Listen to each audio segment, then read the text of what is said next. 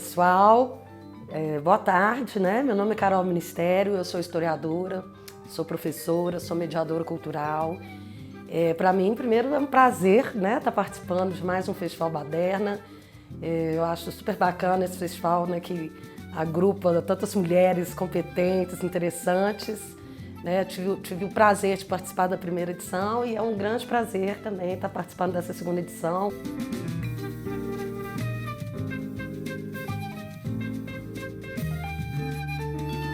É um prazer para mim sempre estar trabalhando com história, com patrimônio cultural, com tradições, né?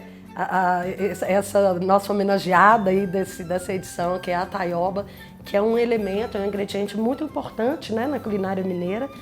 E para falar de culinária mineira ou de culinária, qualquer culinária, né, a gente tem que falar um pouco de história, de geografia, de patrimônio cultural, né, porque a culinária é um vetor cultural muito forte de qualquer identidade, né, que diferencia um povo do outro, né, pautada em tradições muito específicas. E a gente vai ver que Minas é muito rica, né? A culinária de Minas ela é conhecida internacionalmente, reconhecida como uma das culinárias mais ricas pela diversidade do Brasil. Né? Então a gente tem uma infinidade de pratos típicos e a gente vai ver um pouco de onde vem essa riqueza, né?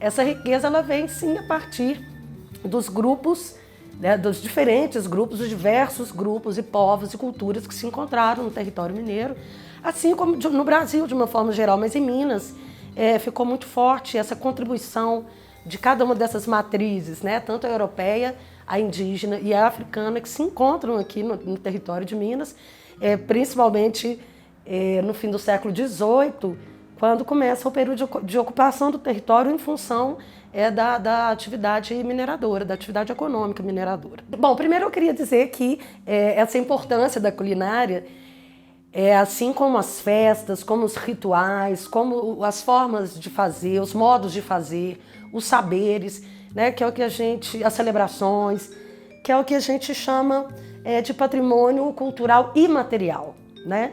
E no Brasil nós temos alguns bens que são registrados pelo próprio IPHAN, né, que é o Instituto do Patrimônio Histórico e Artístico Nacional, que reconheceu, né, algumas dessas manifestações culinárias no Brasil como muito importantes. Então é patrimônio por quê? Porque ela marca muito a identidade de um grupo, no nosso caso aqui Minas, né? Também tem essa ideia de continuidade, né, de transmissão desse conhecimento ou dessa receita, ou dos modos de fazer aquele prato. Né? Então, em Minas, a gente tem muitas tradições que estão aí vivíssimas até hoje. A ideia é que essa tradição realmente não fique engessada no passado, né? Que ela esteja presente, né, no nosso tempo, na atualidade. Então, rapidinho, vou só falar dos bens para a gente entrar em Minas especificamente. Então, nós temos já esses bens registrados pelo IPHAN. Primeiro, os modos de fazer das baianas do acarajé. O acarajé, né, que é uma receita que tem sim toda uma ancestralidade africana, principalmente do norte da África, da região da Nigéria, que veio para a Bahia através dos povos iorubás, né? Então a gente tem o bolinho, né, de feijão fradinho frito no azeite de dendê, e aí depois tem o caruru, o vatapá. Tem toda uma ligação quando ele é feito a partir de um aspecto mais tradicional, também religiosa, né, dos candomblés da Bahia. Então, para a gente ver aí que, às vezes, o prato, a receita, ela não está descolada de outras formas de manifestação cultural.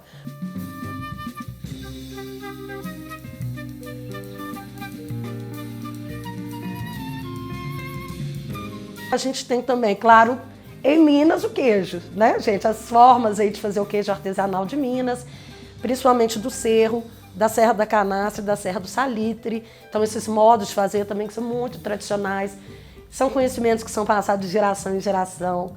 Né? Então, e não é à toa, Minas tem essa questão do queijo, né? Tem até piada, assim, que mineiro vai viajar e leva um queijo de presente. Então, o queijo realmente marca muito a nossa cultura também, né?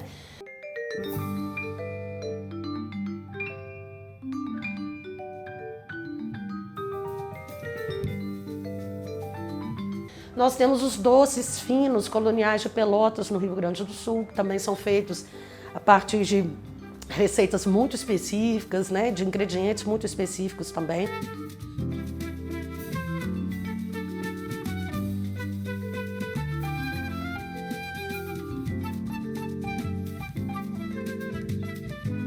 Temos as panelas de barro, né, da região de Goiabeiras, no Espírito Santo, que são aquelas famosas panelas em que os capixabas fazem as muquecas, né? Então, enfim, é só para a gente ver como que todo esse universo que envolve a culinária é muito rico, cultural mesmo.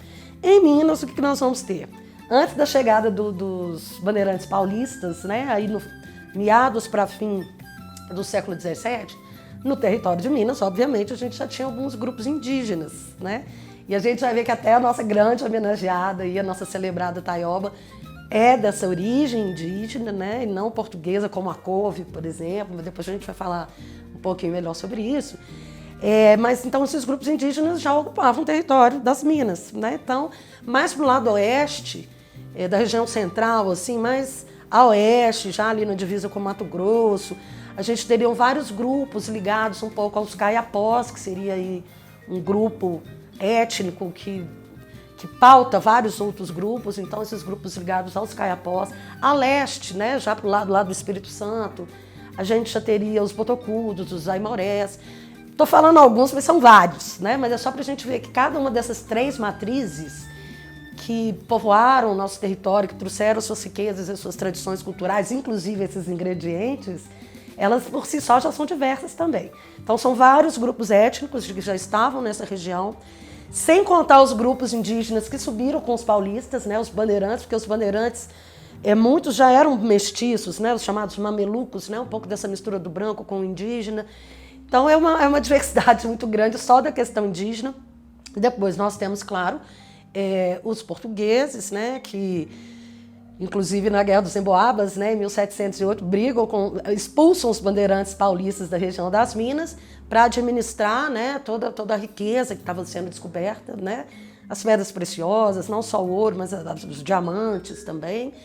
E, obviamente, também que muito forte na cultura de Minas, os grupos africanos, principalmente os bantus, né, que vêm ali da região central da África, Angola, Moçambique, um pouco do Zaire, assim, que também trazem, por exemplo, os feijões, né?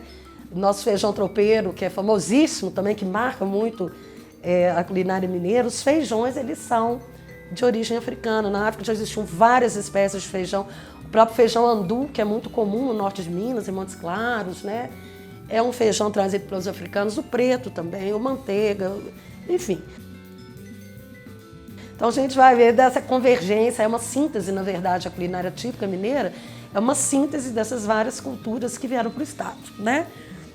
Então, gente, vou trazer um pouco, assim, a contribuição de cada um, né? E dividir um pouco essa nossa história gastronômica em dois momentos. O primeiro momento é esse mesmo que eu já estou dizendo, o período da mineração, que começa com mais força e no início do século XVIII, né, a partir de 1720, quando a capitania de Minas se separa de São Paulo, né, então Minas se torna uma capitania independente de São Paulo, e onde toda a administração da coroa portuguesa vem para a região justamente para controlar essa produção aurífera, né, para cobrar os impostos. Então era preciso ter lei, ter ordem, né? E, então, nesse período aí mais inicial, que a gente chama do auge da mineração, a gente vai ver que a alimentação em Minas é considerada por alguns historiadores, ela é mais escassa em comparação ao segundo período, que seria o período da ruralização, que é quando as fazendas e a produção agropecuária começa a tomar lugar como principal atividade econômica no estado, né? Então a gente tem esses dois momentos. E a taioba, ela já está desde antes da chegada, na verdade, dos portugueses na região. Porque a taioba, como já disse antes, ela é proveniente dos hábitos alimentares dos grupos indígenas. O próprio nome taioba, ele é de origem do tupi antigo, de um tupi bem antigo, né? Então, era usado em receitas desses grupos indígenas com caldo de peixe, usavam muito taioba com peixes, né? Eles combinavam muito.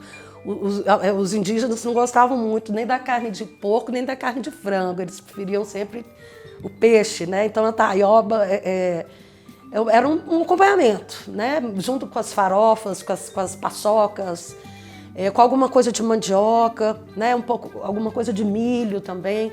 E nesse período da mineração, a gente sabe como que era difícil o abastecimento das minas, né, as estradas muito precárias. A gente vê a importância dos tropeiros, inclusive, na circulação dessas mercadorias, no comércio, né, desses ingredientes em Minas, a importância do tropeiro, muita. Né? Hoje a gente tem até lá em Poema, né, um distrito de Itabira, que tem o Museu do Tropeiro. É muito interessante essa importância do tropeiro nesse período.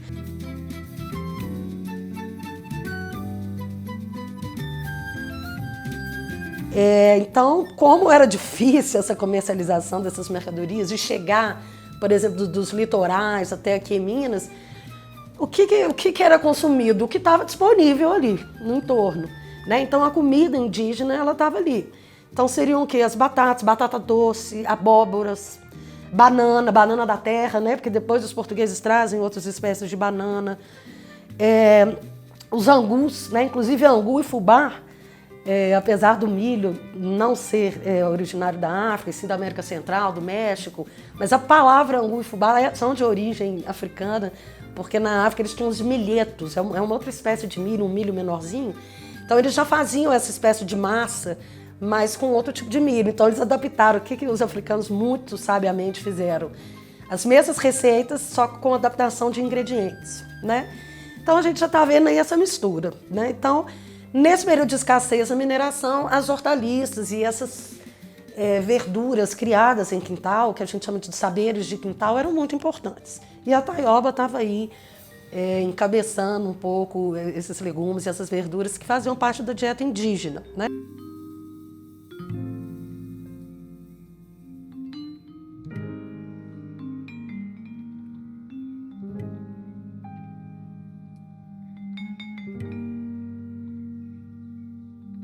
Com a chegada dos portugueses, aí eles trazem a couve, eles trazem cenoura, a selga, uma variedade, nabos, eles trazem outras variedades de legumes, de leguminosas e verduras.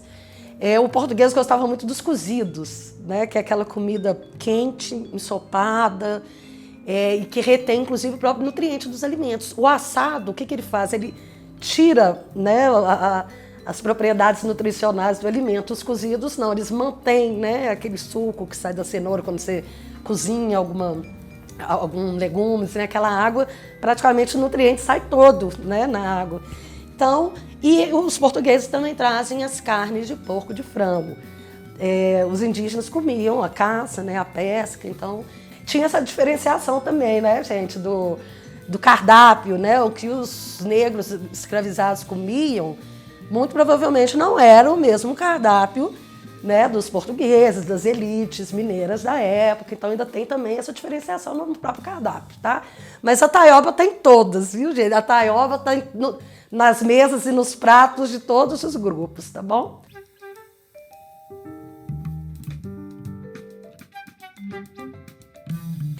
Gente, só para a gente passar especificamente para a taioba agora, tem uma imagem muito interessante de um artista alemão, né, o Johann Moritz Rugendas, muito conhecido, assim como o Debré, né, francês, só que o Rugendas ele é alemão, né, e ele vem no início do século XIX para o Brasil para ser o pintor que iria retratar visualmente uma expedição científica, né, do barão George Langsdorff, russo, e ele vem porque, como não existia fotografia, os registros visuais eram feitos por artistas, por pintores, por gravadores, né?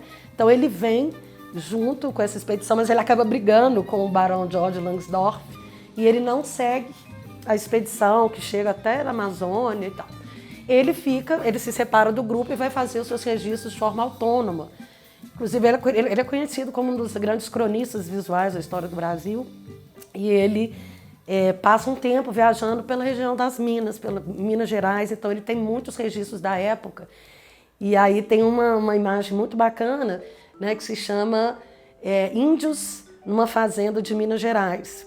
A obra é de 1824, que a gente pode perceber essa diversidade cultural, né? Então, mais à direita da imagem a gente vê os grupos indígenas, a gente vê a paisagem, né? Esses quintais, como eram esses quintais, né? A vegetação.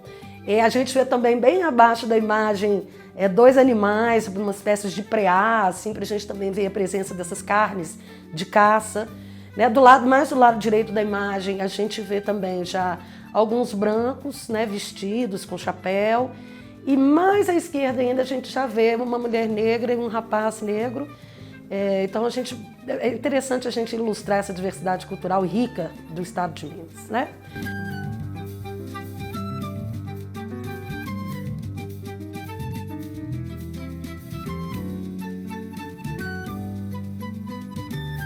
Gente, passando para a taioba, então, especificamente, né, ela é uma planta que ficou assim, meio esquecida, né, do nosso cardápio. Ela integra o que a gente chama de punks, né? O que são essas punks? São plantas alimentícias não convencionais, que elas costumam nascer nos jardins, nos quintais, assim, às vezes até de forma espontânea, selvagem, né? Tem gente que fala que é mato. Tem muita gente que nem sabe que é comestível, né? E tem gente que confunde também a taioba com a folha do inhame, que não é comestível, que é tóxica, inclusive. Vou falar um pouco dessa diferença aqui. Então, ela integra o que a gente chama dessas punks. Assim como a Ora pronobis, que também é um ingrediente muito conhecido em Minas, né? O frango com Ora pronobis. A azedinha, que é uma outra planta que é pouco, a gente não encontra essas plantas essas verduras que a gente não encontra em sacolão, né, em supermercado, acho que nos quintais. São nesses saberes dos quintais que elas estão, são nesses lugares que elas estão, né? Tem a capuchinha, que é uma flor, inclusive uma flor laranja que é comestível, poucas pessoas sabem. Então a gente, às vezes, é bom a gente saber mais, né, um pouco sobre essa diversidade de cardápio que a gente pode ter e que em outras épocas foi tão importante para a subsistência das pessoas, principalmente em períodos de mais escassez.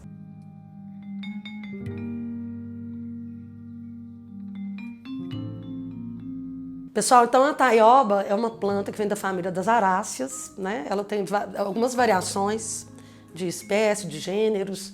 Ela é muito encontrada também na Ásia, nas ilhas polinésias, só que já é um outro gênero, diferente da nossa, mas também é comestível. Essa que a gente está acostumada a consumir aqui no Brasil não é a mesma que é consumida na Ásia, né? Que ela é muito comum assim, de regiões tropicais. Essa que a gente come aqui no Brasil, e principalmente em Minas, região Minas, Goiás, São Paulo, a espécie dela é Xantossomas, né? A gente depois pode ver uma imagem também específica sobre ela, o formato. Ela também é conhecida como orelha de elefante, né? Por causa do formato, e tem algumas que são muito grandes, né? Tem taioba que chega a medir 2 metros. Então, lembra um coração também, acho que por causa da forma da folha, ela ficou também conhecida como orelha de elefante. Ela é uma planta, gente, muito versátil e engraçado, né? Ela foi um pouco desprezada, né, na história. A couve assumiu um pouco o papel dela, mas ela tem várias funções, né? Para além da alimentícia. Ela tem propriedades medicinais, ela é riquíssima em vários elementos. A gente tem um quadro também que mostra quais são a formação nutricional dela. Então ela tem fortíssima em vitamina A, que é muito bom para a pele, para os olhos, para o cabelo. Estudos nutricionais até demonstraram que ela tem mais vitamina A do que a própria cenoura. Ela tem muito ferro, então ela combate a anemia. Essas propriedades também são parecidas com a da couve, né? Geralmente essas verduras que são verdes escuras, elas trazem muito ferro, né?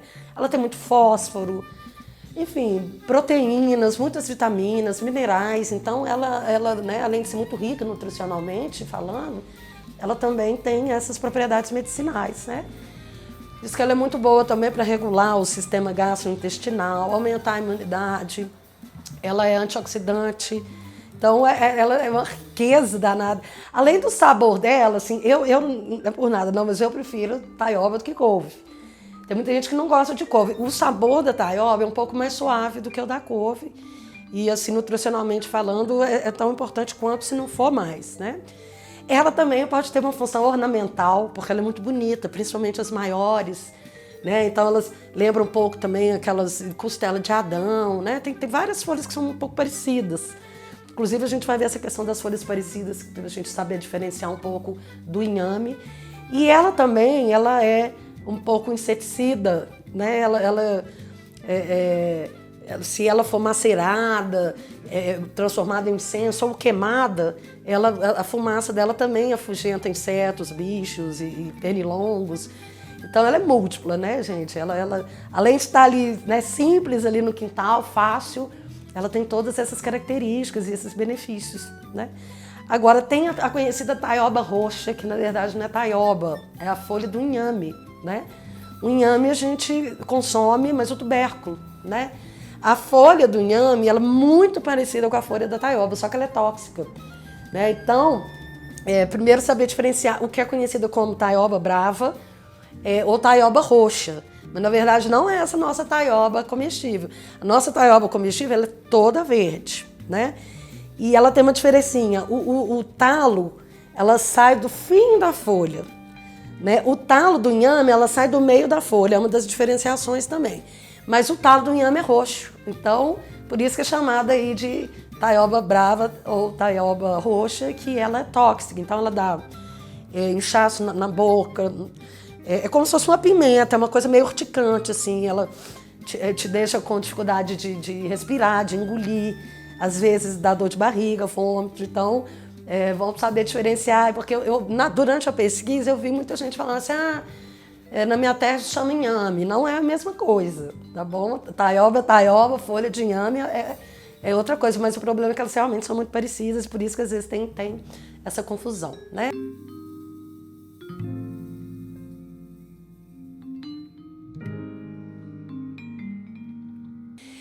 Gente, para começar a caminhar, né, para o fim da minha fala, queria só lembrar também que depois desse período, dessa formação antropológica, histórica de Minas Gerais, né, desse período muito aí pautado pela mineração, a gente tem esse outro período que é da ruralização e que a taioba continua, né? A taioba é um ingrediente, alguns ingredientes começam a assumir nessa mudança da mineração para a ruralização, outros desaparecem totalmente, outros são integrados na dieta no período de ruralização. E a taioba não, a taioba perpassa todos esses períodos e chega até hoje, até a nossa contemporaneidade, né?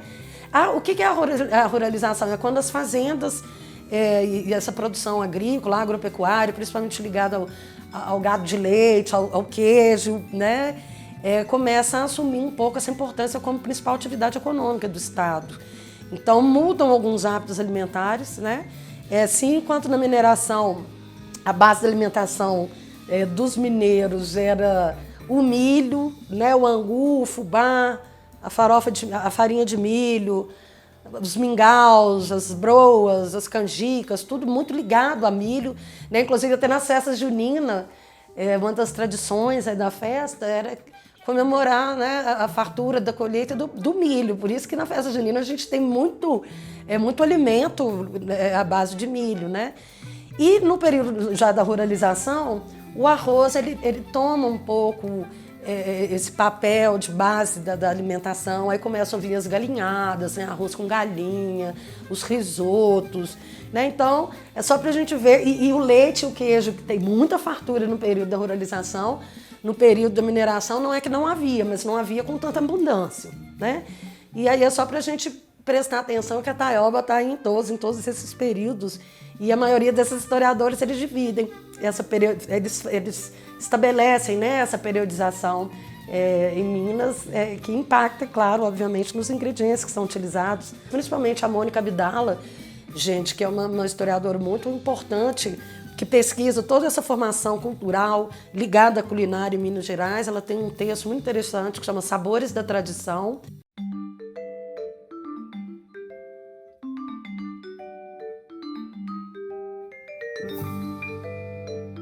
Bom, gente, queria lembrar, né, que a história de Minas é muito rica mesmo.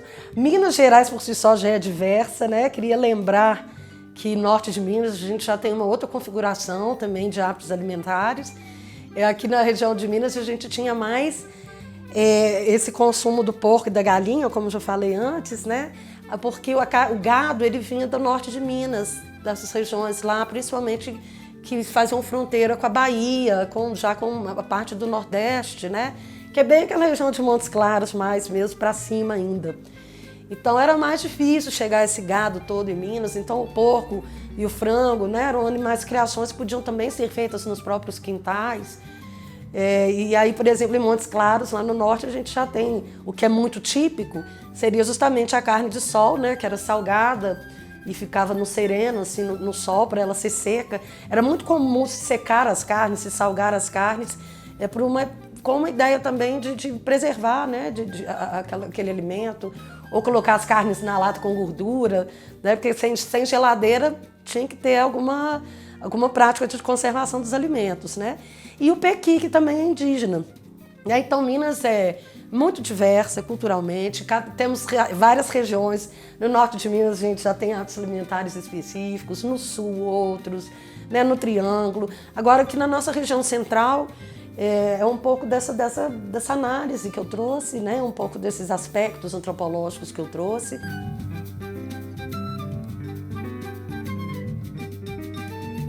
Agora eu queria só lembrar um pouco para finalizar, gente, a importância realmente dessas punks, né? Hoje a gente fica pensando assim, em segurança alimentar no Brasil, pessoas passando fome, escassez de alimentos, de ingredientes. E é um ingrediente assim, tão rico, né? tão fácil de plantar. É uma planta que não é muito chata. Ela gosta de luz, ela gosta de água, né? Ela se dá melhor em ambientes úmidos e quentes, né? Mas ela realmente dá como se fosse mato mesmo. Se você deixar ela no quintal lá, ela vai se virando, ela não precisa de muitos cuidados e é extremamente rica nutricionalmente. E os sabores, né, gente? Vou falar um pouco como que ela pode ser usada realmente na culinária, né? Também uma variedade de pratos.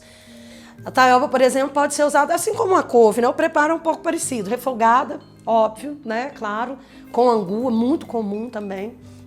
Em risotos, né? Em omeletes, sopas, né? Massa, você pode fazer massa de taioba, né? E você pode fazer nhoque de taioba, que geralmente são aquelas massas verdes, né? Igual tem nhoque de abóbora, às vezes, que é aquele nhoque mais laranja, você pode fazer massas com taioba, né? Enfim, então ela tem tortas salgadas, ela tem também uma grande variedade de pratos que ela pode ser a base, né? Como ingrediente principal. Então tem a questão da cor também, nessas massas verdes ficam ótimas, né? Também tem a questão estética do prato também. Então é isso, realmente essa pesquisa me dá uma vontade de comer várias coisas com taioba. Agora realmente eu mesmo vou experimentar algumas receitas que durante a pesquisa eu encontrei e eu tenho certeza aí também que para frente aí no festival vão ter algumas receitas também deliciosas, né? Que aí a gente vai poder descobrir também com as outras pessoas que vão participar do festival, que vão trazer algumas receitas bem interessantes para a gente conhecer um pouco como que a gente pode variar melhor, né, o uso da taioba no nosso dia a dia, na nossa alimentação, né?